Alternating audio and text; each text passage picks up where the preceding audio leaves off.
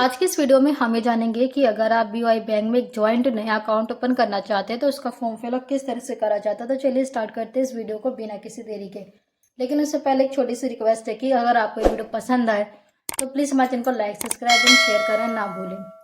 अब देखिए इस वीडियो में हम फॉर्म फिलअप के साथ साथ ये भी जानेंगे कि आपको कौन कौन से डॉक्यूमेंट्स की रिक्वायर रहेगी जब आप अपना अकाउंट ओपन करने जाएंगे। तो पहले फॉर्म फिलअप जानेंगे, फिर उसके बाद मैं आपको डॉक्यूमेंट्स बताऊंगी कि आपको कौन से साथ में लेके जाने हैं। तो देखिए आपको कुछ इस तरह का फॉर्म मिलेगा जो कि 3 से 4 पेज का होने वाला है। तो देखिए सबसे पहले करना क्या है। सबसे पहले आपको क्या करना है, इस कॉलम में बीओआई बैंक की कौन सी ब्रांच में अपना अकाउंट ओपन करना चाहते हो उस ब्रांच का आपको यहाँ पे अपना नाम और ब्रांच का नाम फिल कर देना। उस पर जिस भी तारीख को फॉर्म सबमिट कराएंगे उस तारीख यहाँ पे डेट आपको फिल कर देनी है। उसके बाद देखिए जब भी आप अपना अकाउंट ओपन कराते हैं तो कुछ पैसा आपको डिपॉजिट कराना पड़ता है। तो देखिए जैसे कि हम 2000 से स्टार्ट कर रहे हैं तो आपको यहाँ पे मेंशन करना है। फिर उसके बाद आपको बडिंग में से लिख देना है, जैसे 2000 मैंने लिख रखा है। उसके बाद देखिए आप अकाउंट किस टाइप खुला रहे, सेविंग का, तो आपको इस पर टिक कर देना है।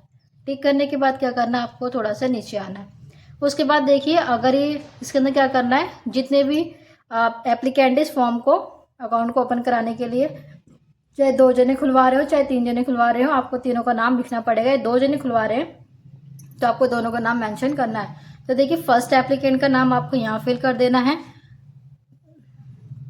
और उसके बाद देखिए सेकंड एप्लीकेंट लिखा हुआ है आपको यहाँ पे फिल कर देना। हम खाली 2 जनों का जॉइंट अकाउंट ओपन करा रहे हो तो हमें 2 जनों का नाम फिल करा है। अगर आप एक साथ 3 जनों को ओपन कराना चाहते हैं तो आप 3 जनों का नाम भी लिख सकते हैं, वो आप पे डिपेंड करता है। उसके बाद देखिए क्या करना है, यहाँ पे आपको ऑप्शन मिलेगा। अब क्या करना है, यहाँ पर आपको डेट ऑफ बर्थ लिखा होगा, यहाँ पर फर्स्ट एप्लीकेंट की डेट ऑफ बर्थ फिल करनी है और यहाँ पे इसी तरह से सेकंड एप्लीकेंट की डेट ऑफ बर्थ फिल करनी है। पहले डेट, फिर मंथ और फिर ईयर आपको फिल कर देना है। उसके बाद देखिए दोनों का पैन कार्ड नंबर होगा वो आपको फिल करना है। फर्स्ट एप्लीकेंट का पैन कार्ड नंबर उनके साथ फिल करना है, सेकंड एप्लीकेंट का भी इस तरह से पैन नंबर आपको फिल कर देना है। उसके बाद देखिए लेकिन आपको साथ साथ ये भी बताना पड़ेगा। देखिए जैसे फर्स्ट एप्लीकेंट फीमेल है तो हमने एफ यहाँ पे लिखा हुआ है और मेल है तो हमने यहाँ पे एम लिख रखा है, आपको भी इसे फिल करना है। उसके बाद हम नीचे आते हैं। अब देखिए क्या करना है, आपको ये स्टेटस भी आपको फिल करना पड़ेगा। अब देखिए इसके अंदर बताना है जो फर्स्ट एप्लीकेंट और सेकंड एप्लीकेंट है वो सिंगल है या मैरिड है, आपको फिल कर देना है। जैसे कि हमारे जो फर्स्ट और सेकंड एप्लीकेंट है दोनों ही सिंगल हैं, हमने दोनों को सिंगल कर दिया।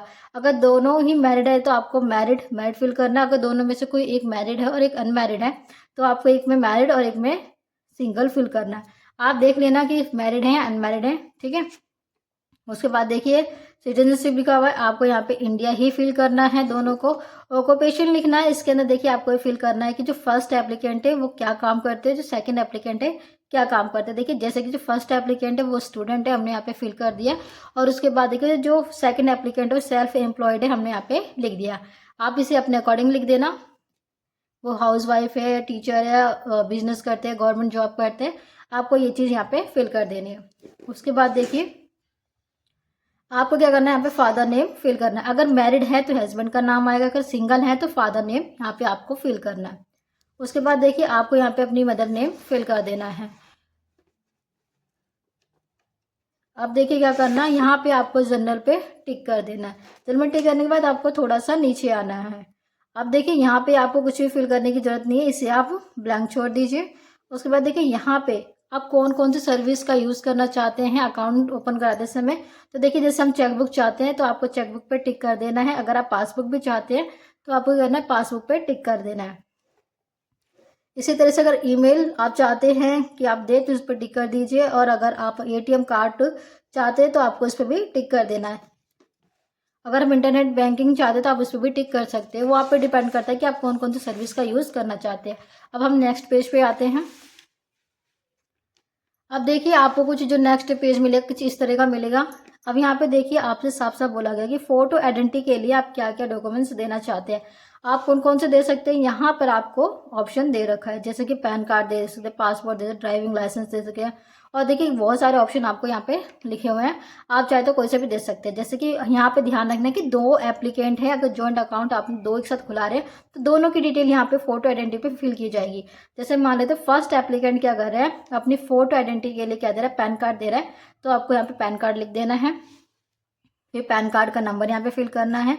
फिर इशू अथॉरिटी कौन सी आपको, जैसे इनकम टैक्स डिपार्टमेंट है, हमने यहाँ पे फिल कर दिया, आप इसे कर लेना। और डेट ऑफ इशू आपके पैन कार्ड पे लिखी होगी ऊपर, उसे आपको देख के फिल कर लेना। फिर प्लेस ऑफ इशू लिखा होगा, जैसे हमारा दिल्ली है तो हमने यहाँ पे दिल्ली फिल कर रखा है।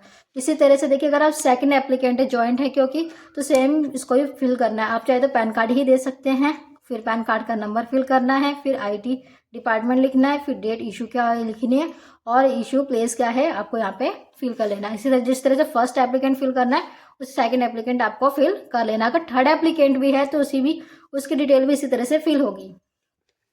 अब नेक्स्ट देखते हैं। अब देखिए यहाँ पे क्या है, एड्रेस प्रूफ आइडेंटिटी बोला गया। आप एड्रेस प्रूफ के लिए आप क्या देना चाहते हैं, जैसे एड्रेस प्रूफ के लिए हम अपना आधार कार्ड दे रहे हैं तो आधार कार्ड आपको फर्स्ट एप्लीकेंट का हमने यहाँ पे लिख दिया, उसका आधार कार्ड का नंबर लिख दिया है।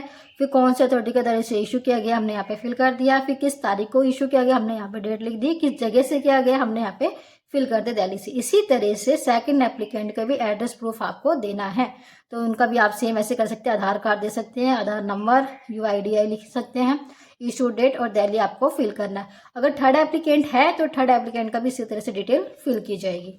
अब उसके बाद नेक्स्ट आते हैं। अब देखिए आपको परमानेंट एड्रेस या जो भी आपका एड्रेस है आपको यहाँ पे उसकी डिटेल देनी है।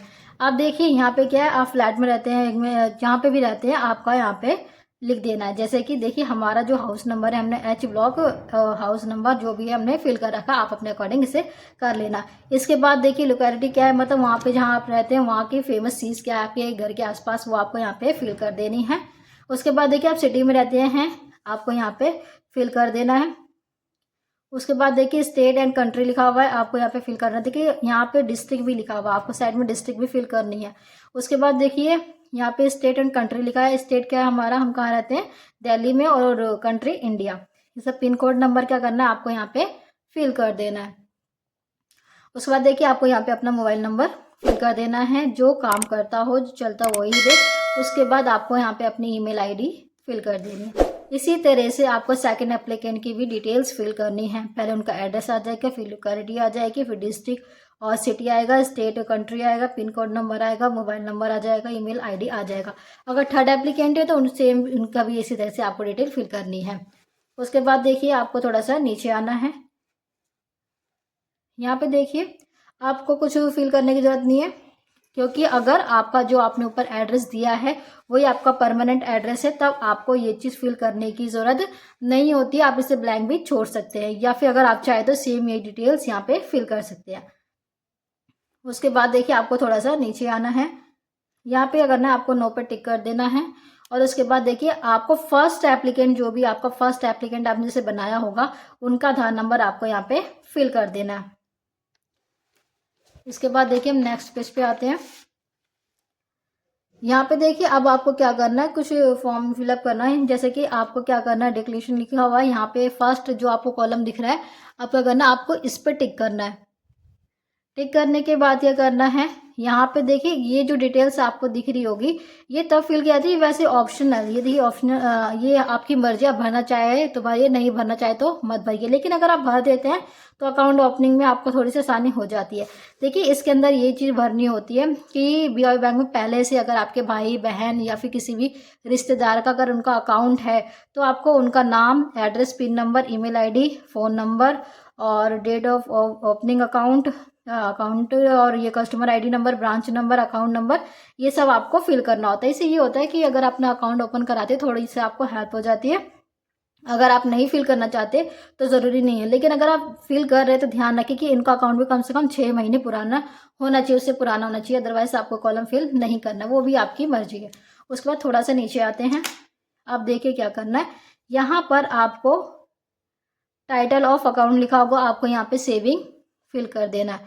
उसके बाद क्या करना है, थोड़ा सा नीचे आते हैं इधर, ऑपरेटिंग, देखिए इसके अंदर क्या करना है। ऑपरेटिंग का मतलब ये है कि जो आप ये जॉइंट अकाउंट ओपन करवा रहे हैं इसके थोड़ी सी डिटेल जान लेते हैं। देखिए आइदर और सर्वाइवर लिखा हुआ है और ये जॉइंटली लिखा हुआ है, पहले इसके बारे में जान लेते हैं। अगर आप क्या करते हैं आइदर सर्वाइवर करते हैं तो इसका मतलब ये है कि मान लेते हैं कि आप अपने बैंक से पैसा निकलवाना चाहते हैं क्योंकि आपका अकाउंट जॉइंट है। तो अगर आप दोनों में से कोई एक अब्सेंट है तो तब भी आप अपना पैसा निकाल सकते हैं। लेकिन आप जॉइंटली पे टिक करते हैं तो आपको दोनों को ही बैंक में प्रेजेंट होना पड़ेगा पैसे निकालने के लिए। तो बेटर ये कि आप आइदर और सर्वाइवर पे ही और पे टिक करें, ये बेस्ट है। आपको सेल्फ पे टिक नहीं करना है। और मान लेते हैं कि अगर आप 3 जनों का अकाउंट ओपन करा रहे हैं, 3 एप्लीकेंट है, तो आपको एनी वन ऑफ सर्वाइवर पे टिक करना। अगर तीनों में से कोई एक भी बैंक पे जाता है तो आप अपने पैसे निकाल सकते हैं। तो आप देख लीजिए कि आप किस पर टिक करना चाहते हैं, वो आपकी मर्जी है। लेकिन अगर मैं आपको एडवाइस करूँ तो आप इस पर ही टिक करना, आइदर ऑफ सर्वाइवर, वो बेस्ट है। उसके बाद देखिए आपको अपनी ब्रांच का नाम यहाँ पे फिल कर देना है।